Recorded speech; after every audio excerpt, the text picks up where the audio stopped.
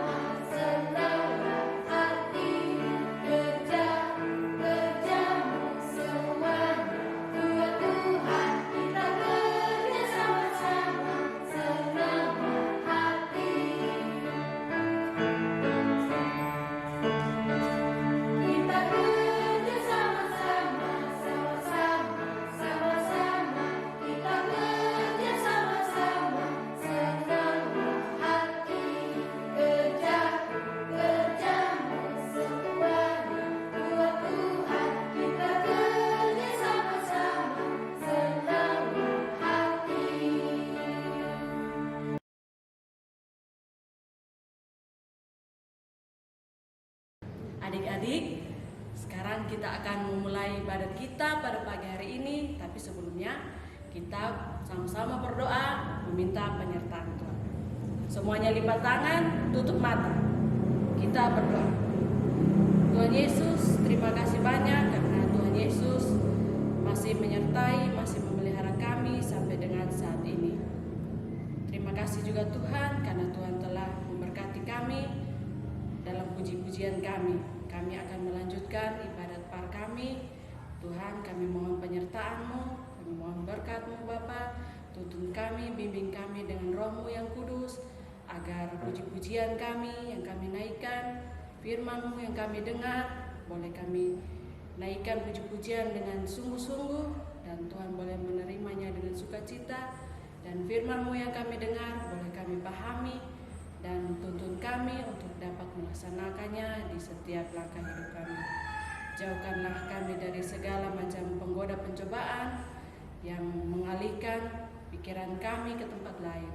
Biarlah dengan penyertaan Bapa kami dapat mengikuti ibadat ini, baik secara online ini Bapa, dari awal hingga akhirnya dengan baik. Ampuni dosa dan salah kami Tuhan Yesus. Dengan doa kami hanya di dalam nama anak-Mu Yesus Kristus kami telah berdoa kepada Bapa di surga. Amin.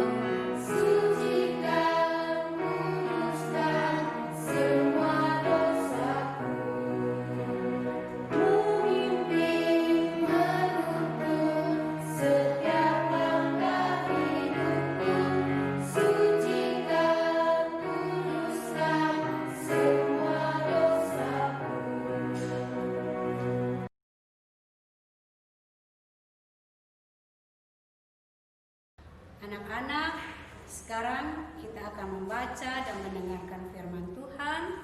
Tetapi sebelumnya, mari kita berdoa. Tuhan Yesus, sekarang kami mau membaca dan mendengarkan firman Tuhan. Tuhan Yesus memberkati kami. Amin.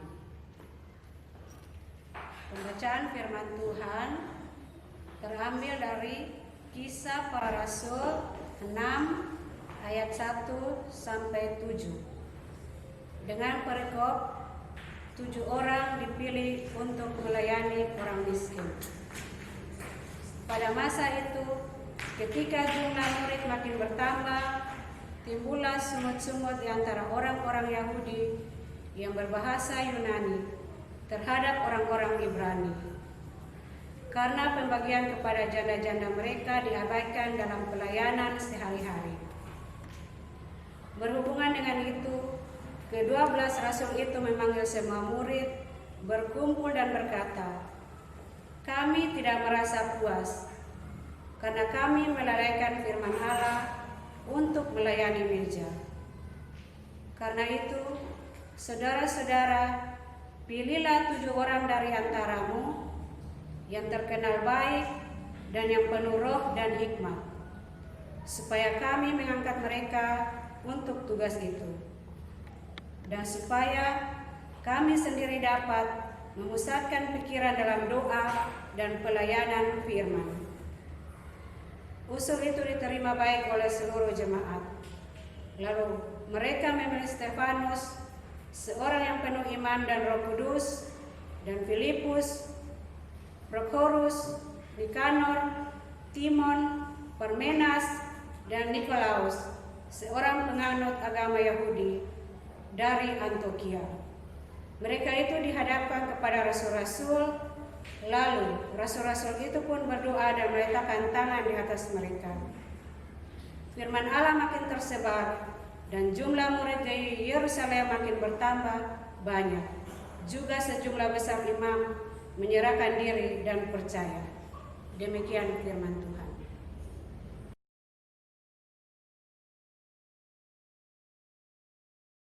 Shalom, selamat hari Minggu adik-adik. Apa kabarnya adik-adik yang ada di rumah? Mama Novi berharap adik-adik yang ada di rumah dalam keadaan sehat, dalam keadaan baik-baik saja, dalam keadaan luar biasa. Karena siapa? Karena Tuhan Yesus. Nah, adik-adik sudah siap belum untuk mendengarkan firman Tuhan? Sudah? Nah, kalau sudah siap, Mama Novi minta adik-adik yang ada di rumah duduk yang manis, duduk yang sopan, persiapkan hati, persiapkan pikiran, pendengaran, penglihatan, semua kita persiapkan untuk mendengarkan firman Tuhan. Nah, kalau sudah siap untuk mendengarkan firman Tuhan, sekarang Mama Novi mau tanya kepada adik-adik. Nah, tanggal 31 Mei kemarin, adik-adik masih ingat tidak kita merayakan apa? 2 minggu yang lalu itu kita merayakan apa? Ada yang tahu? Ada yang masih ingat? Nah, sekarang Mama Novi mau ingatkan kepada adik-adik. Nah, jadi tanggal 31 Mei kemarin itu kita merayakan Hari Raya Pentakosta. Atau apa? Hari Raya Pentakosta. Nah, Hari Raya Pentakosta itu apa? Hari Raya Pentakosta itu adalah hari pencurahan Roh Kudus. Ya, jadi Hari Raya Pentakosta itu adalah Hari Raya pencurahan Roh Kudus atau hari ke-50 setelah kebangkitan dari Tuhan kita Yesus Kristus. Nah, jadi kalau mau diingat kembali dari masa sengsara Tuhan Yesus, terus masa kematian Tuhan, terus masa kebangkitan atau kebangkitan yang kita biasa sebut Paskah. Nah, masa kebangkitan selama 40 hari Tuhan Yesus menampakkan diri kepada murid-muridnya. Terus hari ke-40 itu Tuhan Yesus naik ke surga, dan hari ke-50 itu adalah Hari Raya Pentakosta atau Hari Raya Pencurahan Roh Kudus. Nah, adik-adik di sekolah minggu, anak-anak sekolah minggu harus ingat ya, setiap peristiwa dari Tuhan Yesus ini, dari sengsara sampai dengan Hari Raya Pentakosta. Nah, sekarang Mama Novi mulai cerita. Kalau sudah siap, Mama Novi mau cerita. Jadi tema kita hari ini tentang taat untuk melakukan tugas masing-masing. Jadi tema hari ini sesuai bacaan firman Tuhan tadi, taat melakukan tugas masing-masing. Nah, adik-adik, pada saat Tuhan Yesus naik ke surga, pada saat Tuhan Yesus sudah tidak ada lagi, maka tugas pelayanan Tuhan Yesus digantikan, tidak berhenti sampai di situ, tapi digantikan oleh para murid-murid Tuhan Yesus ini. Jadi tugas mereka digantikan murid-murid Tuhan Yesus ini, atau disebut dengan para rasul. Jadi tugas Tuhan Yesus, pelayanan Tuhan Yesus tidak terhenti setelah Tuhan Yesus naik ke surga, tapi tugas Tuhan Yesus terus ada pelayanan dari Tuhan Yesus yang digantikan oleh para rasul ini. Jadi para rasul yang saat waktu masih ada Tuhan Yesus, mereka berkumpul di mana Tuhan Yesus ada, mereka berkumpul. Tapi setelah Tuhan Yesus naik ke surga, mereka tidak berkumpul lagi. Mereka mulai menyebar untuk apa? Memberitakan firman Tuhan. Jadi saat itu pelayanan para rasul sangat luar biasa. Jadi pelayanan mereka sangat luar biasa, sehingga banyak sekali orang-orang yang menyerahkan diri, yang dahulunya tidak mengenal Tuhan Yesus, tidak percaya akan Tuhan. Akhirnya melalui pelayanan dari para rasul ini, maka dalam Alkitab mencatat sekitar 3.000 orang untuk mau menyerahkan diri untuk percaya kepada Tuhan. Jadi luar biasa sekali, bukan adik-adik? Nah, luar biasa sekali waktu itu pelayanan para rasul ini. Jadi karena setiap hari makin bertambah, jadinya jemaat Tuhan saat itu makin berkembang luar biasa. Nah, karena saking banyaknya, jadi sudah tidak sebanding lagi antara jemaat dengan para rasul ini yang sedikit ini. Jadi pelayanannya para rasul mulai terbengkalai. Karena apa? Karena jemaat makin banyak, para rasul cuma sedikit. Akhirnya ada yang bersungut-sungut. Bersungut-sungut itu apa? Marah-marah. Ada yang marah-marah. Karena apa? Karena pelayanan kepada janda-janda mulai terabaikan. Nah, karena para rasul sedikit, tidak sebanding dengan jemaat yang ada. Akhirnya jemaat para janda itu tidak dilayani dengan baik. Akhirnya orang mulai bersungut-sungut, orang mulai marah-marah kepada para rasul ini. Nah, para rasul tentunya tidak mau hal ini terjadi. Mereka tidak mau hal ini sampai terjadi kepada jemaat Tuhan saat itu. Akhirnya solusinya bagaimana? Solusinya para rasul menyuruh jemaat ini mencari 7 orang yang untuk tugas mereka melayani meja. 7 orang untuk melayani meja, atau para diaken yang kita tahu sekarang ini, para diaken. Akhirnya para rasul menyuruh jemaat untuk mencari, kamu tolong carikan yang 7 orang yang melayani meja untuk bantu pelayanan kami. Jadi mereka mencari, tapi bukan asal mencari saja, bukan asal, oh engkau mari engkau jadi pelayan meja, engkau mari jadi pelayan. Tidak seperti itu. Ada syaratnya. Syaratnya ada 3. Yang pertama, orang itu harus penuh dengan hikmat. Orang itu harus penuh dengan hikmat. Yang kedua, orang itu harus baik, dan yang ketiga, orang itu harus penuh dengan roh. Nah, ini 3 syarat ini harus dipenuhi oleh orang-orang yang tugasnya untuk melayani meja. Melayani meja itu apa? Pelayanan meja itu apa? Pelayanan meja itu adalah pelayanan jasmani, kebutuhan jasmani kita. Nah, kalau para rasul tugasnya untuk mendoakan atau memberitakan firman Tuhan, tetapi 7 orang yang melayani meja atau 7 orang diaken ini tugasnya untuk kebutuhan jasmani. Seperti kita tahu kebutuhan jasmani kita itu apa? Kebutuhan jasmani itu kebutuhan jasmani utama kita itu makanan, pakaian, dan tempat tinggal. Jadi 7 orang yang bertugas melayani meja, tugasnya itu untuk kebutuhan jasmani. Nah, 7 orang itu akhirnya mereka mencari. Jadi didapatlah 7 orang. 7 orang itu yang pertama adalah Stefanus, yang kedua ada Filipus. Adik-adik harus ingat ya.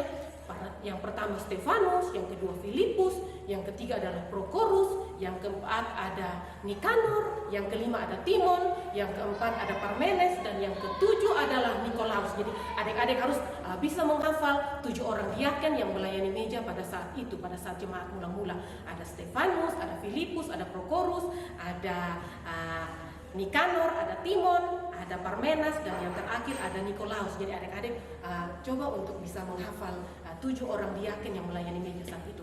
Nah, adik-adik, setelah mereka mendapat 7 orang itu, mereka bukan langsung melayani, tidak. Mereka dibawa ke hadapan para rasul-rasul. Untuk apa mereka dibawa? Untuk didoakan. Sebelum mereka melakukan pelayanan mereka didoakan terlebih dahulu. Mereka didoakan terlebih dahulu, bukan hanya sekedar didoakan oleh para rasul, tapi ada penumpangan tangan. Nah, mungkin adik-adik pernah lihat waktu penabisan majelis. Ada, kita lihat pendeta penumpangan tangan.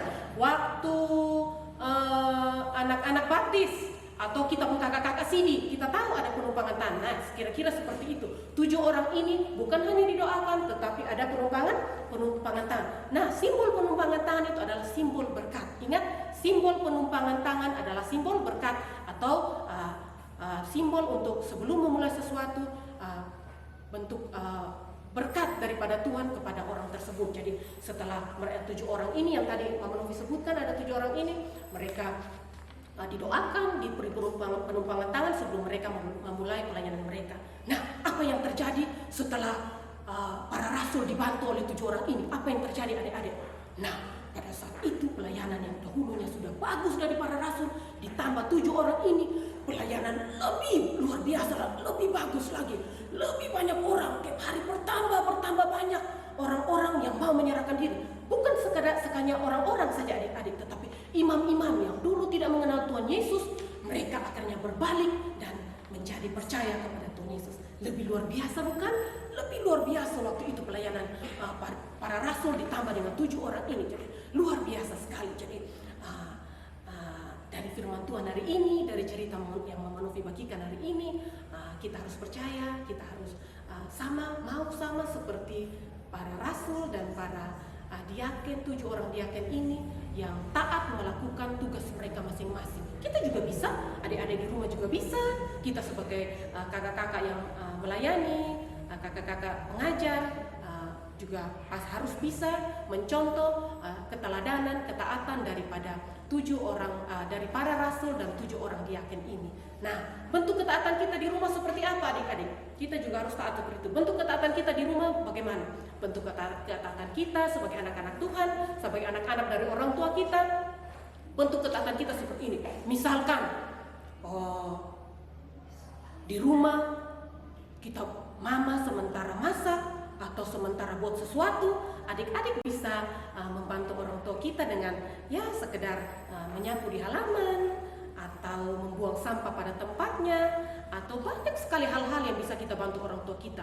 Kita harus mandiri, bisa mandi sendiri, bisa sikat gigi sendiri, bisa semua berpakaian sendiri. Adik-adik di rumah harus bisa. Supaya apa? Supaya kita mandiri, karena jangan semua orang tua yang lakukan. Oh tidak, anak-anak Tuhan harus anak-anak yang mandiri, anak-anak yang kuat, anak-anak yang mampu melakukan pekerjaan-pekerjaan di rumah. Nah, bentuk ketaatan apa lagi?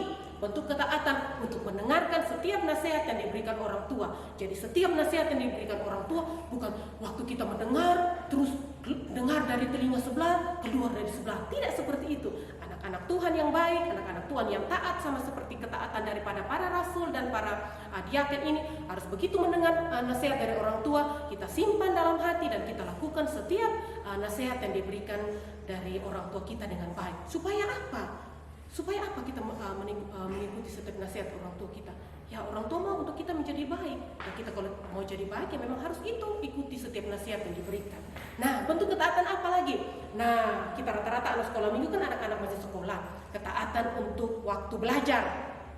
Nah, sekarang masih masa libur. Kalau sudah kembali sekolah, ya bersyukur kalau kita kembali lagi tatap muka. Tapi kalau memang masih belajar di rumah, ya bentuk ketaatan yang kita tunjukkan seperti itu. Belajar dengan tekun, mempergunakan waktu belajar dengan baik, mengerjakan setiap soal yang diberikan, setiap tugas yang diberikan guru dengan tanggung jawab, dengan baik, dengan benar, dengan tepat. Supaya apa? Ya kita mempersiapkan masa depan kita. Saya tahu adik-adik yang ada di rumah pasti memiliki cita-cita. Nah, untuk menggapai cita-cita itu bukan tiba-tiba, oh setelah saya besar saya mau jadi cita-cita ini. Tidak seperti itu. Harus dipersiapkan dari masih kecil. Dipersiapkan ya dengan ketaatan, dengan belajar, ya dengan banyak hal yang harus kita persiapkan. Bukan tiba-tiba saya sudah besar, saya mau jadi dokter, jadi tiba-tiba saya jadi dokter. Oh tidak. Untuk menjadi sesuatu yang di atas harus ada proses yang harus kita lewati dari masa kecil ini. Jadi kita persiapkan dengan baik untuk mencapai setiap cita-cita yang kita impikan itu. Nah, bentuk ketaatan lagi apa lagi? Bentuk ketaatan untuk mempergunakan waktu yang ada di rumah. Nah, bentuk ketaatannya seperti ini. Misalkan kita di rumah ada waktu kita istirahat, ada waktu kita bermain, ada waktu saat kita untuk belajar. Nah, kita harus bisa untuk membagi setiap waktu yang ada dengan baik. Jangan mau dalam seharian kita mau tidur saja. Tidak toh? atau mau bermain saja, ya tidak mungkin, atau mau nonton saja, tidak mungkin. Segala sesuatu ada waktunya. Jadi adik-adik harus taat untuk membagi waktu dengan baik dan benar. Nah, Mama Novi percaya masih banyak hal-hal lain lagi yang bentuk ketaatan yang lain lagi. Mama Novi percaya ada Roh Kudus yang memampukan adik-adik semua ada di rumah untuk memiliki sikap ketaatan yang baik dan yang benar. Mama Novi percaya ada Roh Kudus yang bekerja.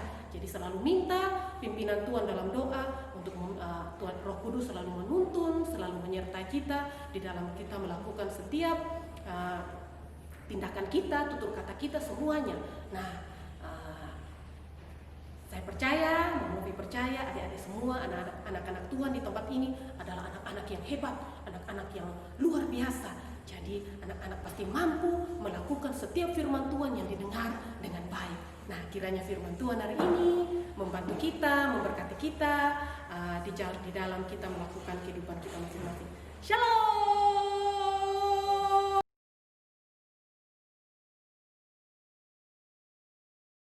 Untuk aktivitas minggu ini, adik-adik dari kelas Indria sampai remaja yaitu menceritakan tentang kegiatan apa saja yang dilakukan untuk membantu ibu di rumah.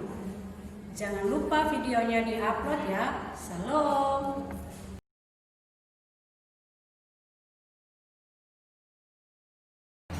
Anak-anak, kita telah mendengarkan firman Tuhan. Tiba saatnya kita akan memberikan persembahan. Sebelum kita memberikan persembahan, mari kita siapkan hati kita untuk berdoa. 1, 2, 3, berdoa mulai. Tuhan Yesus, terima kasih atas lawatan firman-Mu hari ini. Kini tiba saatnya kami anak-anak-Mu akan memberikan persembahan. Tuhan, berkatilah persembahan yang kami beri dengan hati yang tulus. Biarlah persembahan ini menjadi berkat, khususnya kami yang memberi dan berguna untuk pelayanan-Mu di Gereja Ebenezer Laletuka. Inilah persembahan kami, dengar dan sambuti doa kami. Hanya di dalam anak-Mu Yesus Kristus kami berdoa. Amin.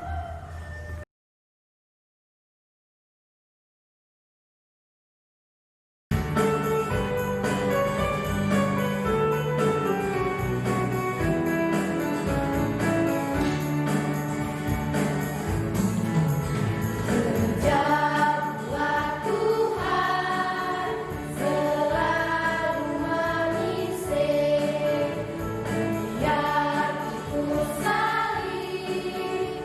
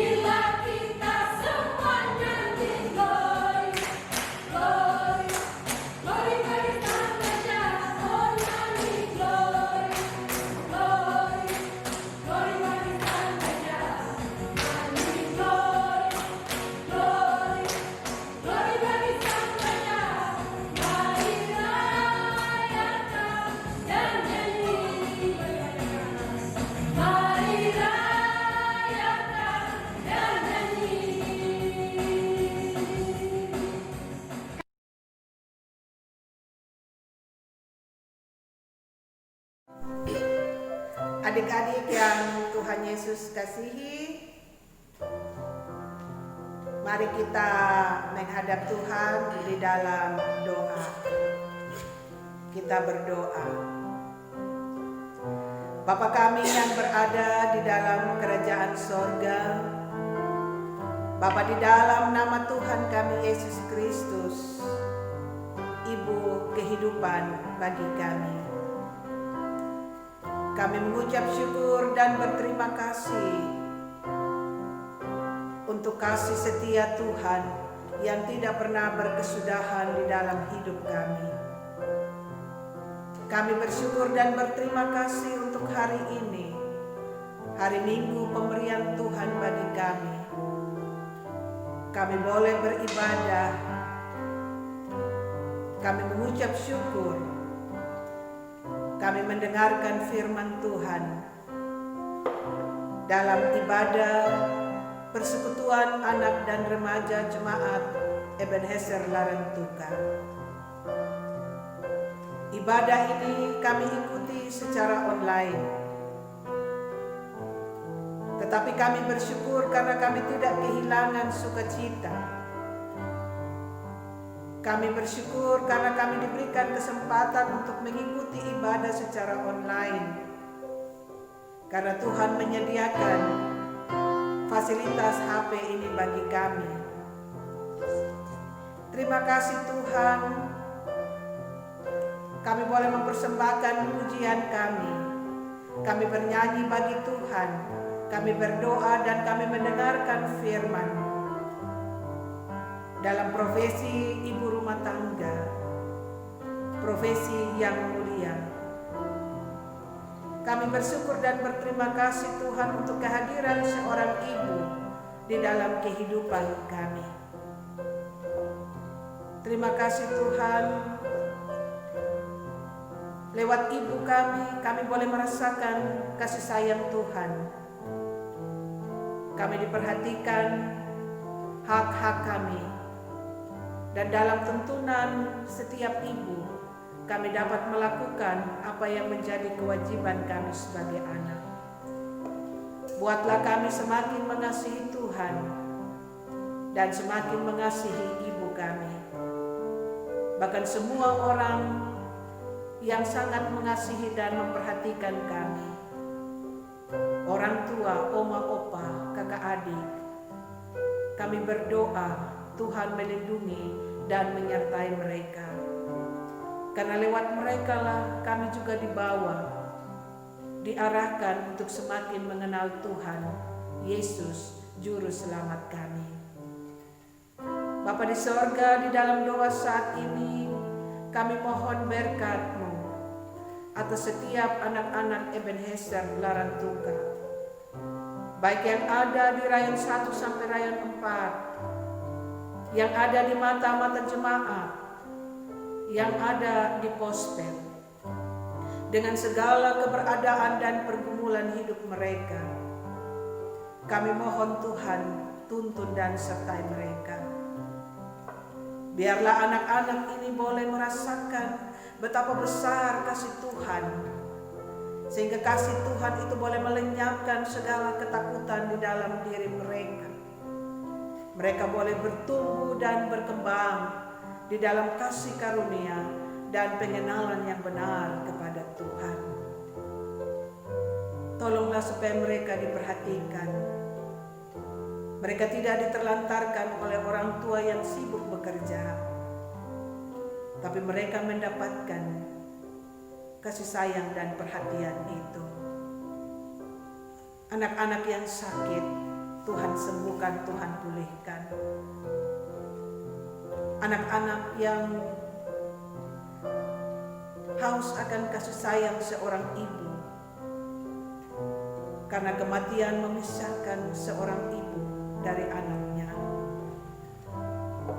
Tuhan menolong mereka supaya mereka juga mendapatkan kasih sayang Tuhan melalui orang-orang yang ada di dekat mereka. Anak-anak yang kehilangan kehormatan seorang ayah, kami juga berdoa Tuhan memperhatikan keadaan hidup mereka. Berikan mereka semangat ya Tuhan, bahwa Engkaulah Bapa yang setia, yang tidak pernah meninggalkan mereka sedetik pun.